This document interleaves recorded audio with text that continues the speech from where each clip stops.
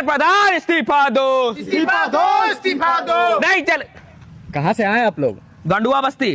क्या करते हैं? स्टूडेंट है। आखिर चाहते क्या आप लोग सरकार से? धर्मेंद्र प्रधान का इस्तीफा। इस्तीफा दो, इस्तीफा दो, इस्तीफा दो, इस्तीफा दो। काहे इतना हिस्सा फैला रहे भैया? हम लोग स्टूडेंट है, अपना हक का लड़ाई लड़ रहे हैं।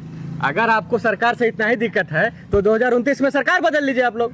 अच्छा, अगर मान लीजिए अभी मेरा घर को मेरा बाप चलाता है, अगर उनसे अगर कोई भी बड़ा डिसीजन होता है अभी मेरा बाप लेता है, अगर उनसे कुछ 19-20 हो जाए तो क्या हमारा बाप बदल ले? हम लोग सरकार से नाराज है, नफरत नहीं करते हैं। इस्तीफा दो, इस्तीफा दो। अच्छा 2029 में आप किसको वोट दीजिएगा?